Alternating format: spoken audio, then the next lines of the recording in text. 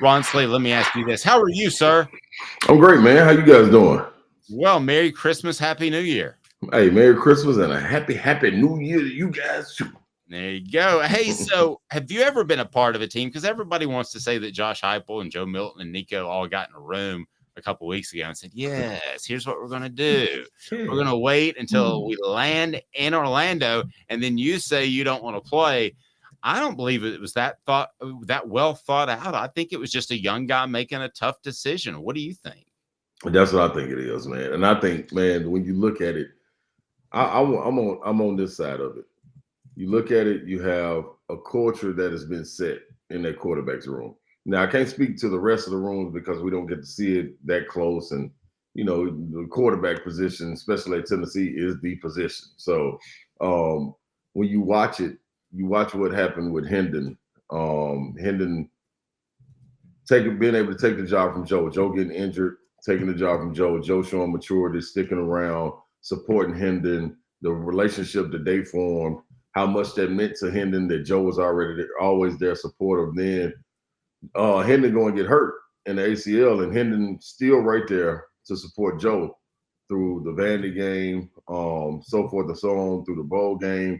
All this while trying to rehab and take it from somebody that tore the ACL. When you tear that ACL, man, you want to be doing 24 hours of therapy to hurry up and get strength and get it back. So there was plenty of times that I missed road games or whatever it may be, practices to be able to do training.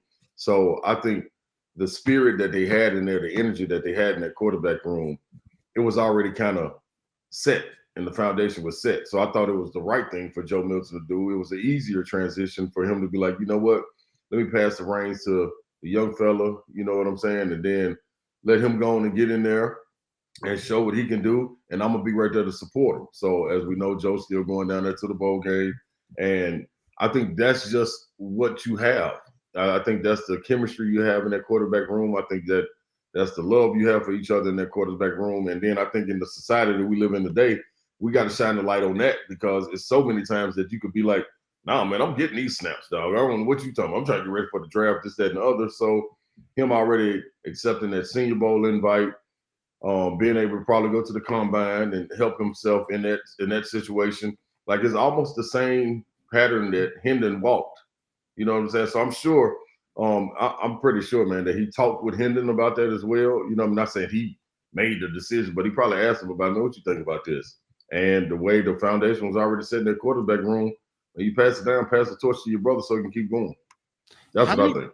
How many people are coming at you when you have a decision to make whether or not you want to go pro or you want to return to college? How many people are coming at you? You getting it from everybody. I'm talking about family members, the dude that's always down at the corner store when you walk in there to get your juice and chips, like your third grade teacher, they know, you know what I'm saying? Because their nephew was telling them how good you are, and then they feel they got a direct line to you. I mean, every single person you can imagine. And that's not even talking about agents, runners, managers of teams that are trying to get in touch with you, scouts. Like, it's nuts, man. And the funny thing is, it probably starts way earlier now. Like, I remember my junior year, it was you start to hear things like midway through the season. You know what I'm saying? I'm like, dude, first of all, how you get my number? I don't even know you. So I can only imagine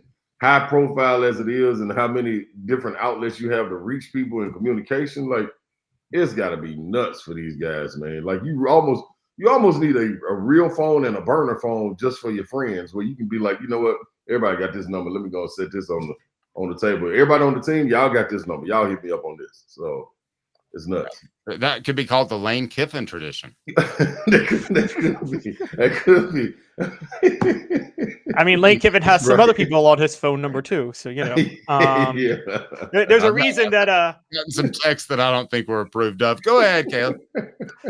So Ryan, I actually wanted to, as opposed to transitioning from college to the NFL, I want to go back to recruiting for a minute, because believe it or not, Dave and I were talking yesterday on the phone, and we knew you were coming on, and we kind of thought about, there's some similarities, not a lot, but to when you were recruited to when Nico was recruited. And what I mean by that is, you were I know Jerry Green gets a lot of is accused of inheriting a lot of Kevin O'Neal players, but you guys were the class that he recruited. That was his class.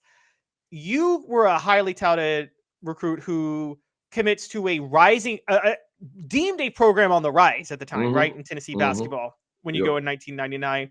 Similar to Nico Iamaleava, a highly touted recruit who commits to a program on the rise in Tennessee under his first year under a third-year head coach, your first year under a third-year head coach. And eventually you were kind of tasked. Now, I think this was after Jerry Green, but you became tasked with becoming the leader of the team a couple of years after as all that pressure was mounting. It's a little bit earlier for Nico, but with the expectation of the program being on the rise, with you being expected to become a leader of that program and the anchor, how would you advise Nico to manage all of that? And how did you deal with it? Man, first of all, I think he's done a really good job. If you people that are been able to see him, how he moves around in the complex, off the field, is even though with the parade around him that he came in with, he doesn't move like he's the president. You know what I'm saying? He moves like he's one of the common people. You know what I'm saying? It takes time to talk to people, kids, this, that, and other. I've never seen him. And I've seen him in like 3 or 4 times, and I've never seen him pass up opportunities when kids run up to him, adults even talk to him, just want to shake his hand. So I think he's handled that well. I think the benefit that he had was being able to come into a situation where you still had a bridge in Joe Milton, and you still had a guy like Hendon Hooker that was still around. You still had guys on the defensive line that could kind of, were getting highly touted. Like Omar Thomas is always speaking up. You know what I'm saying? So you get shielded by him. You get shielded by Mays. Joe Milton took a lot of brute hits as far as it came as questions being asked, where he was able to not hide in the shadows, but kind of be, blanketed a little bit. And I think that was the same situation we walked into with our freshman class. Tony Harris was already a McDonald's All-American. Charles Hathaway was McDonald's All-American. C.J. Black, Isaiah Victor, Vincent Yarbrough was #1 in the South at the time. So I think you had a lot of people already there that could kind of blanket you. And before you were able to get groomed, before, revealing like, oh, now let's see what he's going to do. So by the time I was able to walk into that situation and, kind of be a leader, I think it was a little bit easier, you know what I'm saying? Because it didn't get thrust onto me my freshman year. Like everything I brought to it was a bonus. And I think that's what it looked like for Nico this first year, this redshirt year, being able to be a bonus. Now you walk into a different light and you're expected to do something else. So my sophomore year, I was able to be 3rd team All-SEC coming off the bench. You know what I'm saying? So you're still living up to expectations. I think it's the same thing with Nico. Nico got to be able to take a step, but you got to also have guys come back and be able to help him. So with this O-line, if they come all back, you get this front line on the defense come back, you get these receivers to help them, Brew come back, Squirrel help them, you know what I mean, so forth and so on. And these guys live up to potential. You're protected.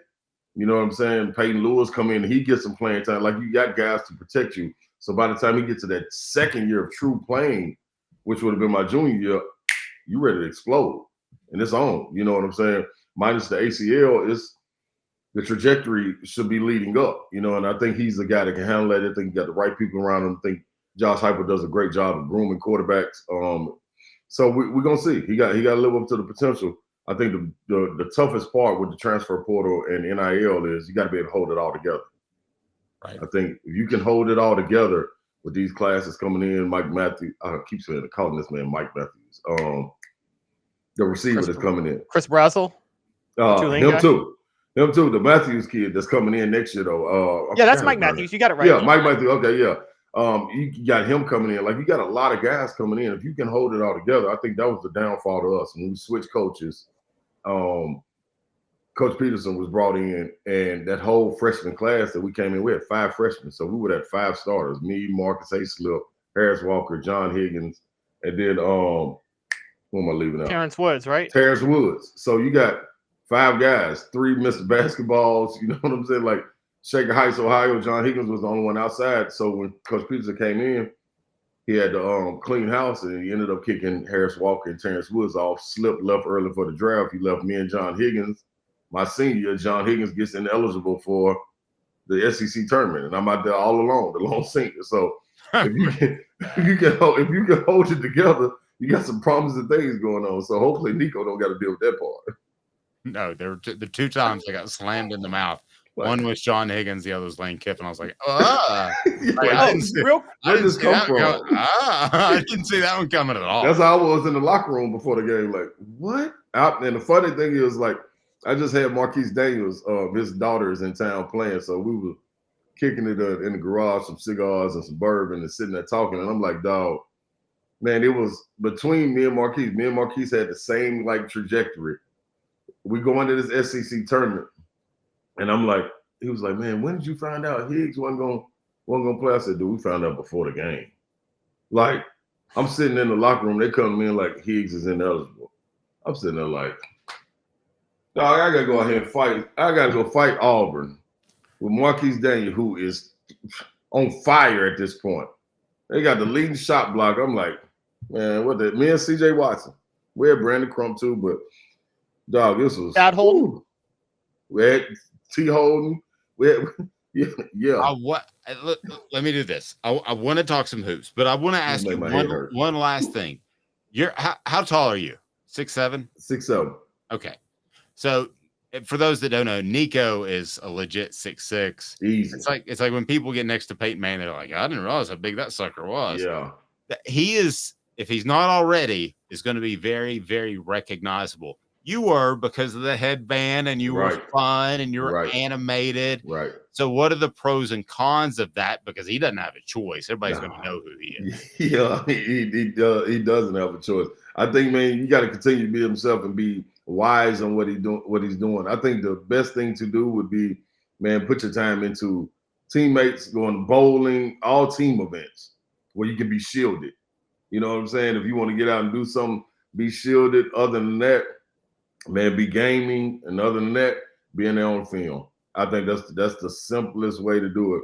And I think Marquise said something interesting to me last night. He was like, because he's coaching at Auburn.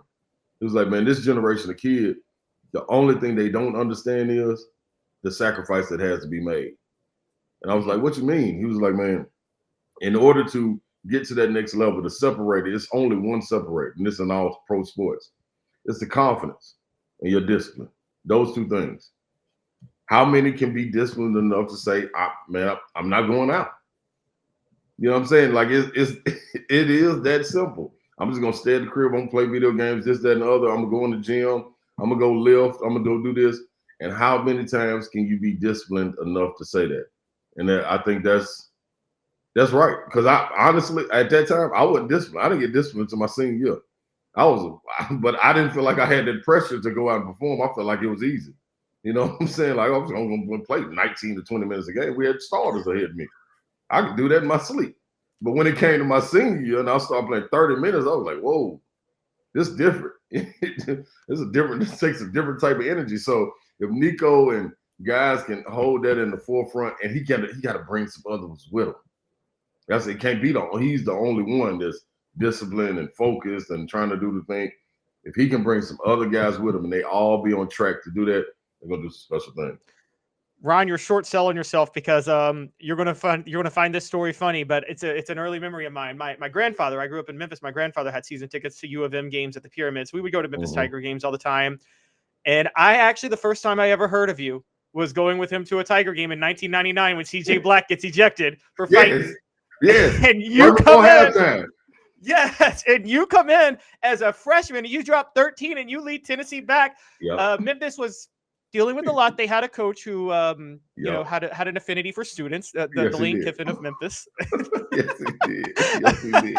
You ain't saying less short at all. I remember that, man. I remember that like it was yesterday. And that was the first thing I thought when we went into halftime. I was like, dang, man, blackout. And I'm looking around like, darn, I guess I'm next up. So let's go. Let's go get it.